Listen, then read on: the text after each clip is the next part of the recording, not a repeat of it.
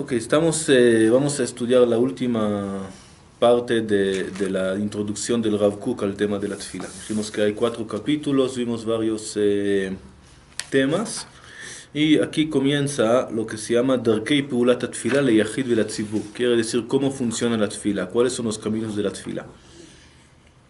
Y ahí ya dijimos como básicamente la idea principal es que la tefilá supuestamente tiene que generar algún cambio en la persona. No debe ser solamente, no es algo técnico, yo digo palabras y ya, sino debe generar algún cambio. Cuando yo expreso en mis palabras, en mi boca, el agradecimiento a Hashem, la alabanza a Hashem, las peticiones que yo hago a Hashem, estas cosas tienen que influirme, cambiar mi voluntad, de cómo dirigirme hasta las cosas correctas que hay que pedir.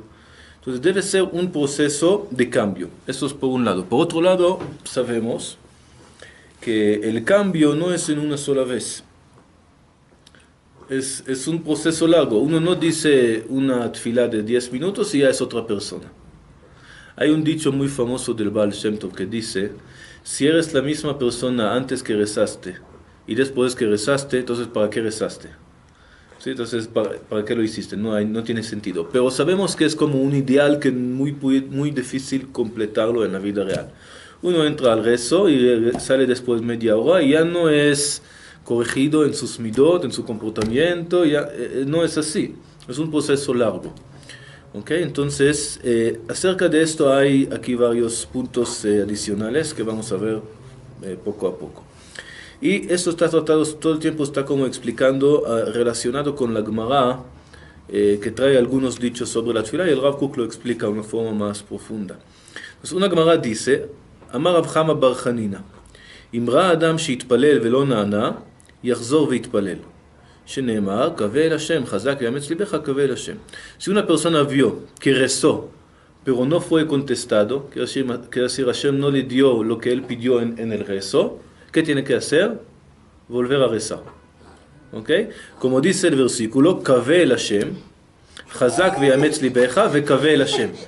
Kaveh el Hashem es espera a Dios o pide de Dios que fortalece tu corazón y vuelves a rezar, vuelves a pedir o a tener esperanza.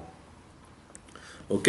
Entonces lo que vemos es que hay que rezar, fortalecernos, ¿no? Como animarnos nuevamente y después volver a rezar. Entonces, dice aquí, explica qué significa esto rezar y volver a rezar. Dice el Rav Kook que el propósito de la tefila es hacer crecer los poderes del alma. Quiere decir, hacernos crecer. Como dijimos antes, cambiarnos para bien. Tener como imaginación de Kedusha, peticiones de Kedusha, una perfección personal de Kedusha. Eso es el propósito. ¿Y cómo lo hacemos? Lo pedimos de Dios, lo imaginamos, lo pensamos, lo queremos y lo pedimos de Dios. Pero dice aquí algo adicional. Aparte del rezo normal, nosotros pedimos por cosas que queremos, cosas que necesitamos. Y estas cosas nos hace falta. ¿Quién hizo que nos haga falta? Dios. ¿Ok? ¿Por qué lo hizo? Él dice que cuando Dios te hace falta algo, te hace que te haga falta algo, es porque Él sabe que a través de esta falta puedes tú completarte. Quiere decir, tú puedes perfeccionarte a través de este punto. Por ejemplo, es muy famoso que dicen que las matriarcas eran infértiles, ¿no? Tenían problemas de dar a luz. Así fue con Sarah, con Rivka, con Rachel, la única que no era Lea.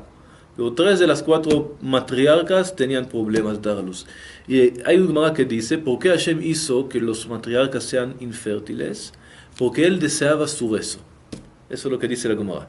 Deseaba su rezo, quiere decir, le hizo alguna falta, algún problema, porque a través de este problema iban a rezar y Dios quiso que recen. ¿Qué quiere decir que deseaba su rezo? Quiere decir que Dios sabía que la manera de ellas de elevarse, de superarse, no sé, de mejorarse, es a través de esta ausencia, que a través de esta ausencia se dirige su pensamiento, su esfuerzo hacia allá, y allá van a tener un proceso de perfeccionamiento personal. Entonces, hizo esta falta. Entonces, así es también lo que dice aquí, que cada cosa que nos hace falta, en nuestra vida, que tenemos un problema, algo que no tenemos o que queremos mejorar, etc. Dios lo hizo en propósito, porque Él sabía que a través de esta ausencia uno puede mejorarse, pidiendo, rezando por eso, etc. Y así pasar este proceso de mejoramiento. Entonces, eso es el propósito de la tefilá en general, es mejoramiento, y la específica de lo que nos hace falta es porque personalmente eso es lo que necesitamos nosotros, y Dios lo sabe y por eso nos manda esto. Pero dice que muchas veces este proceso, como dijimos antes, no es una sola vez. Uno tiene que pensar en esto, de después llenar su conocimiento y como es un proceso que poco a poco uno puede superar esta ausencia o lograr el propósito que Hashem quiere de él. Y por eso dice, Kavel Hashem, tienes que rezar, cuando ves que no completa, tienes que seguir tratando, seguir esforzando hasta terminar el proceso. Porque dice que nuestra naturaleza es que cuando nosotros hacemos un esfuerzo y vemos que no hay resultados, ¿qué nos pasa? Nos debilitamos, nos desesperamos y lo dejamos de hacer. Pero cuando tenemos un propósito que sabemos que cuesta mucho esfuerzo, entonces nos anima a esforzarnos más. Por ejemplo, alguien va al gym para perfeccionar su cuerpo. Él sabe que no es una sola vez que va y regresa y ya está bien. Sabe que es un proceso, entonces eso lo anima a seguir. Muchas veces muchos caen en el camino, como su servidor. Pero la idea es que si tú sabes desde el inicio que no es una sola vez, sino es un proceso constante de esfuerzo y esfuerzo, entonces no vas a desesperarte en el camino. Y eso es lo que significa el versículo. Kavel Hashem, tienes que comenzar el proceso esperando a Dios, fortalecer nuestro corazón, que es nuestro deseo, nuestra voluntad, y seguir pidiendo, seguir esforzando, pero eso es la manera de al final lograr el propósito. En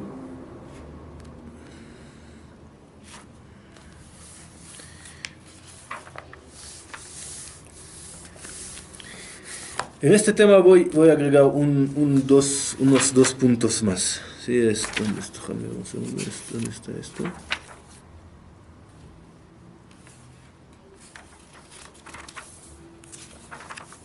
Aquí. Y aquí en el proceso del cambio que uno pasa, como dijimos antes, pasa a través de la intención. Uno tiene que tener una intención específica, ¿no? Que con la intención pasa esto está imaginando cómo es cuando lo estoy logrando, y lo que quiere más, y entonces así se conecta más y se pega más con Dios. Eso se llama una kavaná pratit, quiere decir una intención, una kavaná que uno hace hacia un propósito específico. ¿Okay?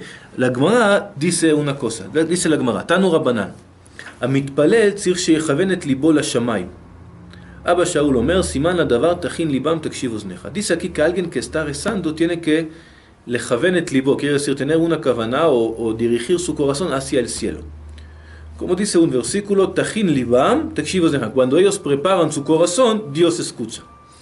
Y aquí es un poco raro. ¿Qué significa tener el corazón hacia el cielo? Claro que estoy rezando a Dios, ¿no? ¿A quién voy a pensar?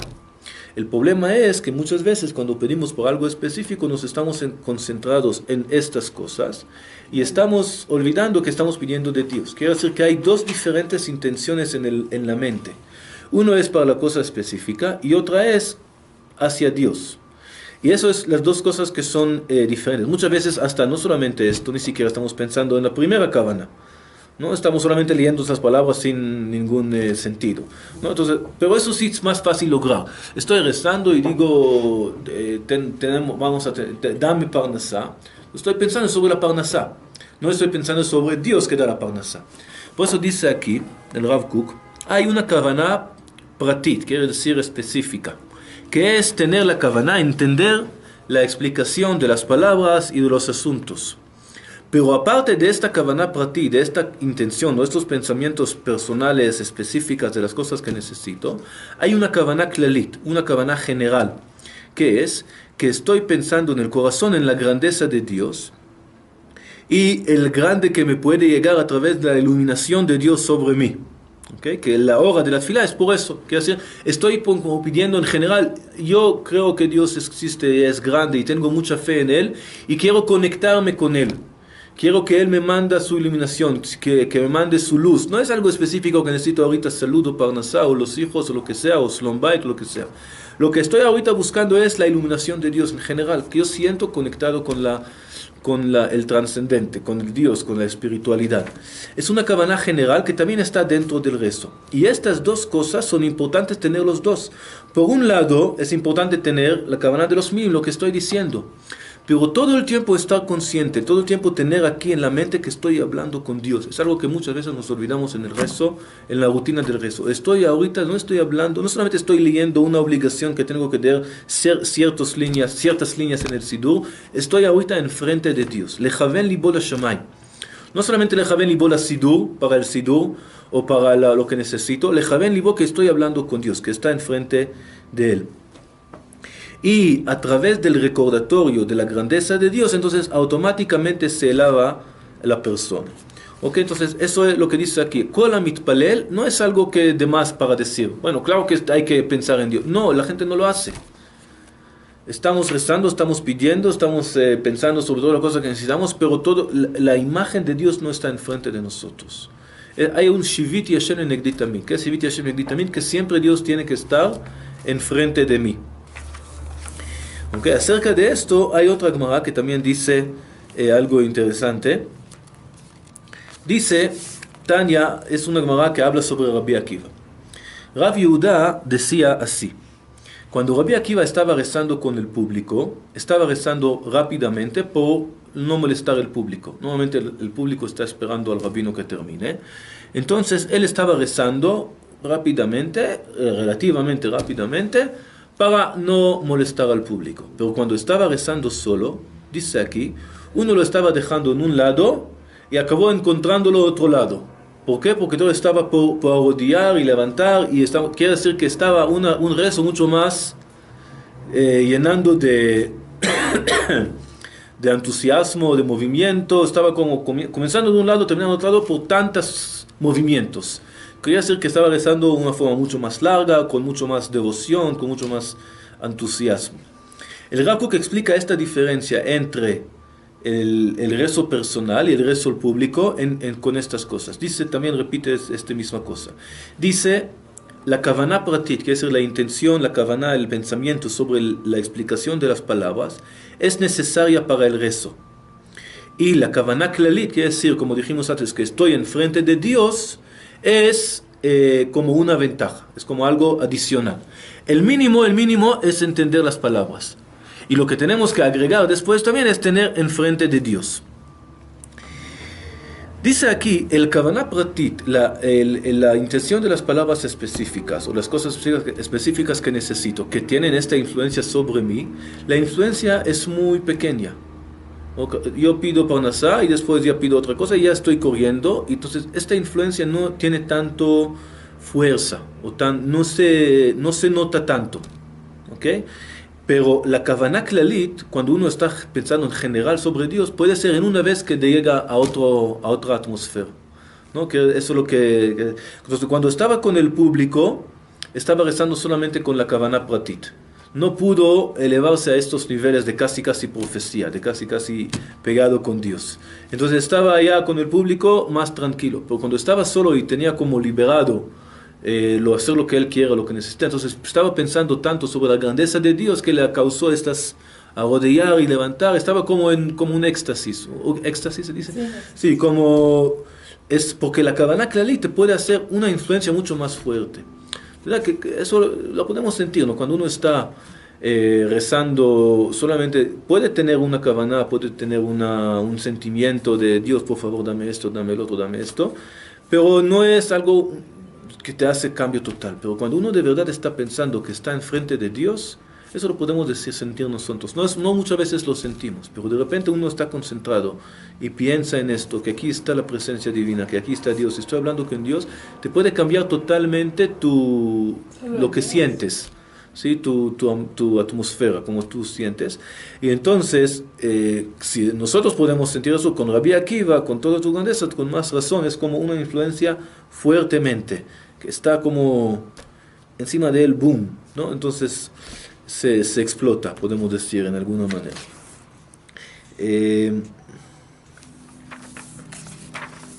Otros dos puntos que quisiera hablar. Vamos a ver.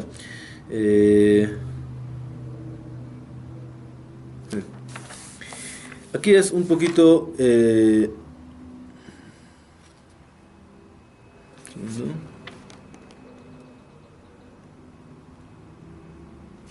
Ok, es un punto adicional, diferente. La Gemara cuenta sobre un alumno que estaba rezando en frente de Rabbi Eliezer. O sea, quiere decir, él decía el rezo y antes era como más libertad lo que tenía que decir, como el Hazán que tenía que decir. Y entonces este alumno estaba alargando mucho el rezo, estaba rezando mucho tiempo. Y le dijeron los alumnos a Rabbi Eliezer, mira cómo alarga esto, cuánto tiempo está rezando. Y él contestó, ¿acaso él alargó más que Moshe Rabenu? Moshe Rabenu está escrito que rezó ¿cuánto tiempo? 40 días. Él estaba rezando 40 días para el pueblo de Israel. Entonces él dice, bueno, él está alargando más que Moshe Rabenu, que quiere decir que sí está bien alargar. Otro día subió otro alumno para que sea Hazán y estaba cortando muchísimo, estaba rezando muy corto. Entonces le dijeron los unos, mira qué rápido hace, como qué corto hace el rezo. Le dijo, ¿acaso es más corto que Moshe Rabenu? Porque Moshe Rabenu, tú recuerdas cuando Miriam tenía el tzarat, tenía la enfermedad, Moshe rezaba por ella. ¿Cómo rezaba Moshe por ella? Con 6 palabras. El na, refana, la. Dios, por favor, cúrala, por favor. Eso es todo. Entonces, eso está más corto que lo que dijo Moshe Rabenu. Quiere decir que a veces se alarga y a veces se corta y las dos maneras está bien. ¿Ok? Y las dos maneras podemos decir que son aceptables y se aprende de Moshe Rabenu. Que Moshe Rabenu mismo también rezaba en estas dos formas. ¿Ok? Entonces, aquí explica el Rav Kook también en esta manera, que como dijimos antes, hay un proceso largo que el rezo te influye. Una vez estás pidiendo de Dios, estás hablando con Dios, estás pensando en Dios, etcétera, etcétera. Poco a poco te hace el cambio que estás más conectado y más pegado con Dios. Eso es un proceso largo y necesita alargar muchísimo, igual como Moshe Rabenu, 40 días para lograr su propósito. Por otro lado, dice, después puede ser que haya un cambio ya dentro de ti, ya estás construyendo algo dentro de ti, y al final la única cosa que tienes que hacer es expresarlo, decirlo en las palabras. Es decir, ya algo se está construyendo dentro de ti, ya está grande, ya está creciendo, y ahora, pero está dentro, todavía no se ve en el mundo. ¿Cuándo sale a la realidad? ¿Cuándo se afecta la verdad en la realidad? Cuando uno lo dice. Y entonces, una vez que lo dijo, ya salió. Entonces, eso es una vez. Eso dijo que aquí se como alude a estas dos maneras de la tefila. Uno es alargar, porque es el proceso largo de poco a poco decir, poco a poco rezar, poco a poco cambiar. Y después todo esto es sacarlo a la realidad en una sola vez, lo dice, aunque sea corto. Entonces son las dos maneras del rezo.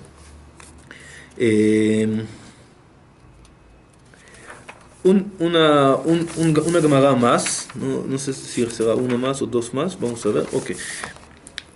Hay otra historia en la Gemara que habla sobre Haná. Okay. Haná, la mamá de Shmuel Hanaví.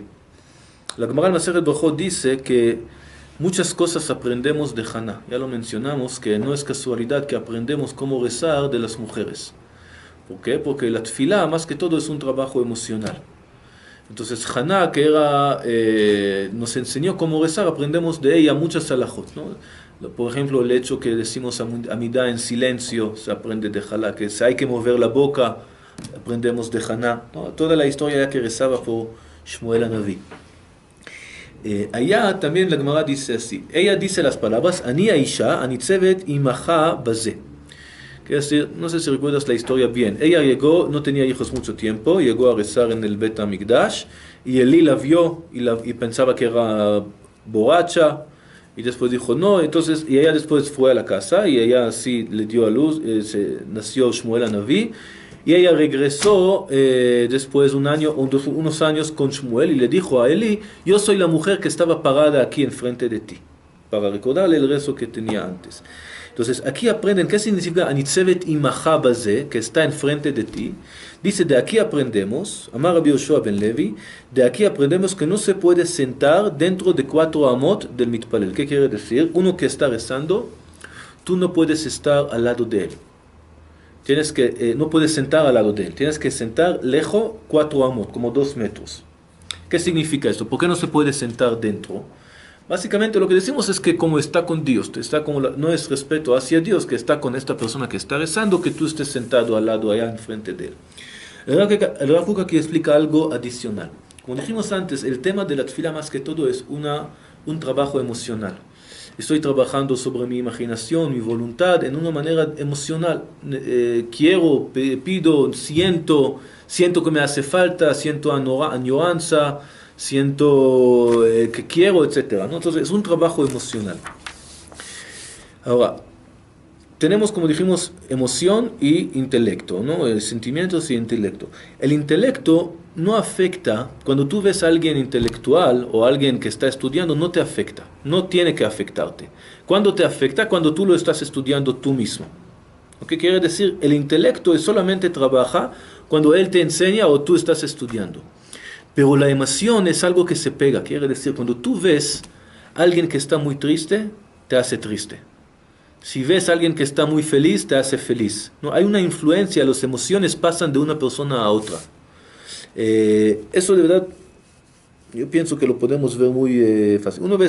Muchas veces uno va a un entierro, no conoce a la persona ni siquiera, va porque conoció a algún hermano o lo que sea.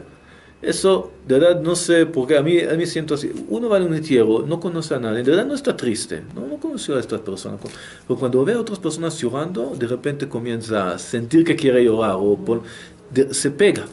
La emoción se pega, el intelecto no. Si tú vas a estar al lado de una persona inteligente, sabio, no vas a ser más inteligente, no funciona.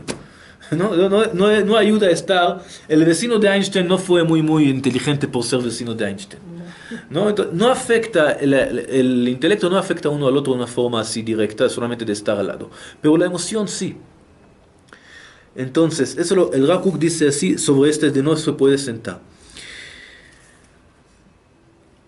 El sentimiento, el regesh, que es una fuerza natural, afecta a todos los que son rectos con esta persona que está al lado de ti.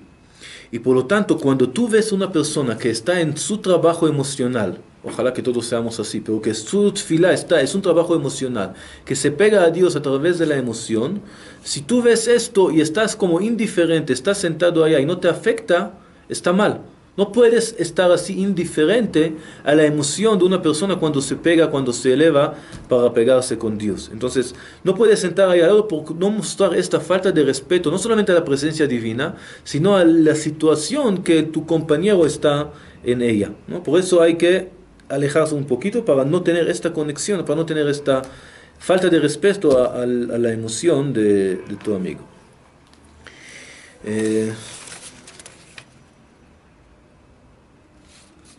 Bueno, yo pienso que paramos aquí.